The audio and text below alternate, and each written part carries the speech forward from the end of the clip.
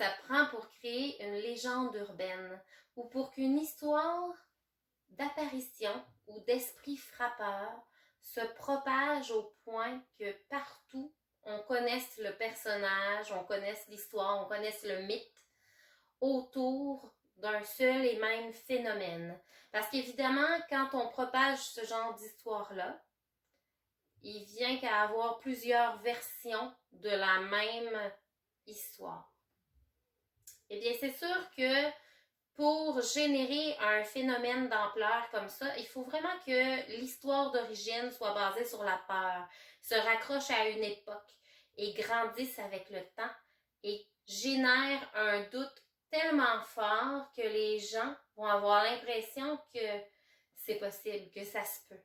Et souvent, on va rattacher ça à des choses qu'on ne comprend pas ou on va rattacher ça à des objets qui sont un peu mystérieux.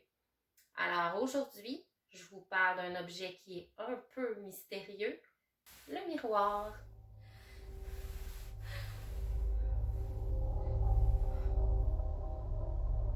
Savez-vous qui je suis? Je me souviens pas du tout.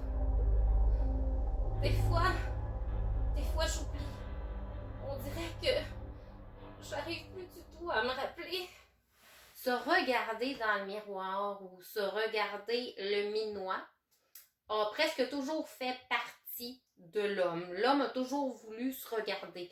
Et ça date de vraiment longtemps où certaines personnes ont développé une méthode pour avoir des objets se rattachant justement au miroir. Déjà avant Jésus-Christ, 6000 ans avant Jésus-Christ, on avait des disques qu'on formait à partir de pierres, qu'on polissait. Évidemment, vous vous imaginez bien que ça n'avait pas l'air de ce que ça a l'air aujourd'hui.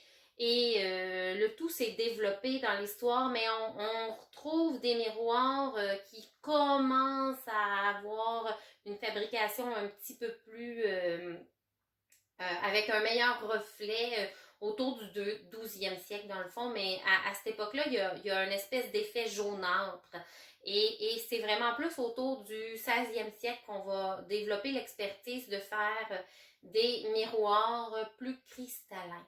Sauf que le miroir va toujours avoir cette espèce d'effet étrange, bizarre sur les gens. Toujours garder son espèce d'aura mystérieuse. Évidemment, en soi, il y avait beaucoup une question de compréhension de l'objet. Pourquoi est-ce qu'on se voit dans le miroir? Il y a des gens qui racontent que je serais morte en couche parce que je viens d'une autre époque. Ça, je m'en souviens que je viens d'une autre époque. Dans mon époque, des femmes qui meurent en accouchant, ça arrive tout le temps. Est-ce que c'est ça qui m'est arrivé? Je suis morte en accouchant. Je ne sais pas.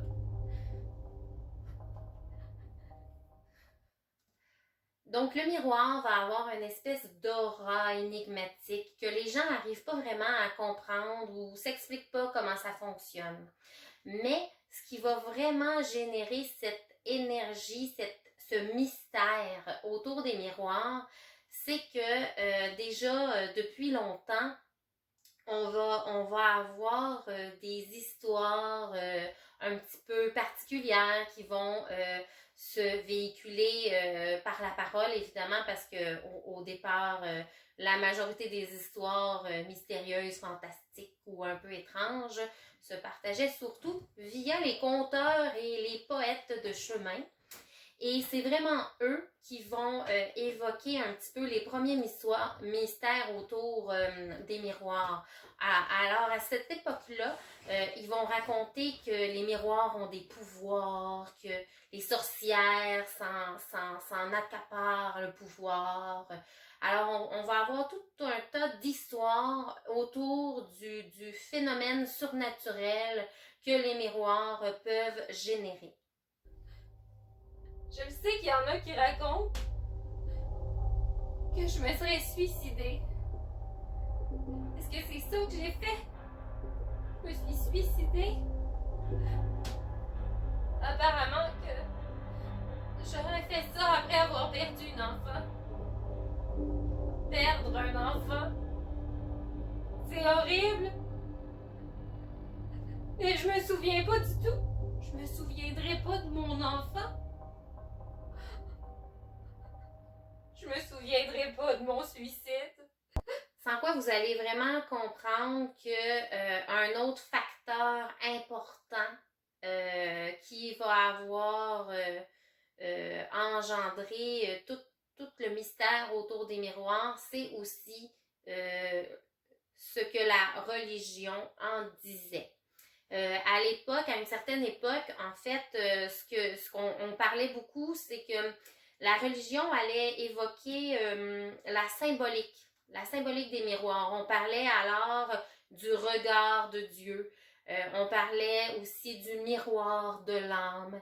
Alors, tout ce phénomène-là autour de la vanité, du péché et du regard de Dieu et du reflet de l'âme, ça donnait un certain malaise et évidemment, comme la religion avait une très grande influence sur la population et que c'était un objet qui appartenait surtout à la haute société, on maintenait, on entretenait cette espèce d'image un peu négative autour des miroirs. On m'a raconté que mon père aurait pensé que j'étais morte. J'avais la diphtérie. J'étais très malade. Je sais même pas si c'est ça. Mon père m'aurait pensé morte. Il m'aurait enterrée vivante. Puis, à mon époque, vous savez, on mettait des petites cloches reliées jusqu'aux morts, au cas où qu'on aurait fait erreur. Je l'ai sonné, la cloche, je l'ai sonné. Mais il n'y a personne qui est venu. Personne. Sinon, si vous avez envie de comprendre davantage comment ça fonctionne un miroir, ben c'est pas compliqué.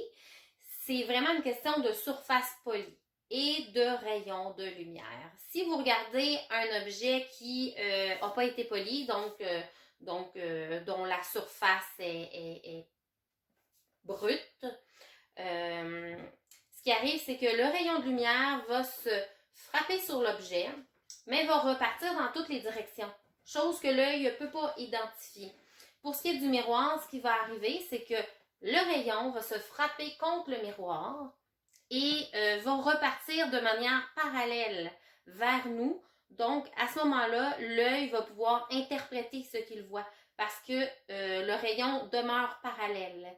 Et pour ce qui est des miroirs déformants, eh bien, c'est que dans le fond, plutôt que de repartir de manière droite, le rayon va repartir soit de manière à converger ou à diverger. Donc, le rayon va partir dans un sens divergent ou en s'entrecroisant. Ce qui fait que l'œil va l'interpréter d'une manière un peu différente. Alors, c'est tout simple. Peut-être que c'est cette histoire-là qui est vraie aussi.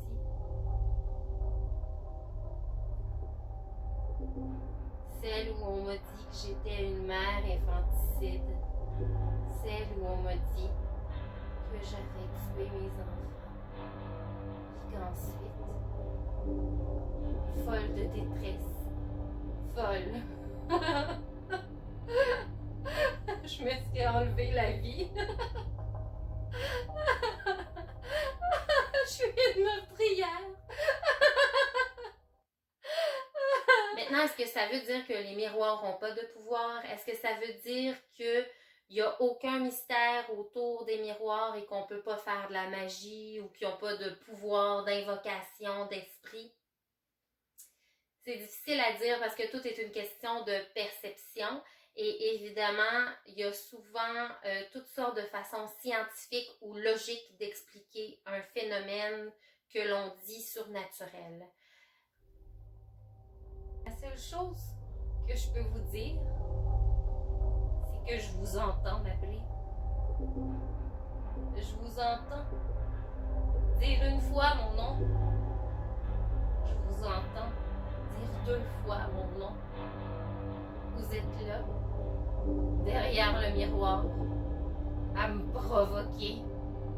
Dire 3 fois mon nom, avec des chandelles, toujours pour m'invoquer. Il y en a qui osent dire, qui ont tué mes enfants pour me provoquer. Ben c'est ça. Si vous entendez une cloche, c'est que j'arrive. Cachez-vous. En attendant, vous pouvez toujours me raconter si vous avez déjà fait des expériences autour des miroirs, puis peut-être qu'on en reparlera. Vous avez envie de me provoquer? Vous avez envie de m'appeler, vous aussi? Vous savez pas encore mon nom? Bloody Mary. Dites-le. Dites-le.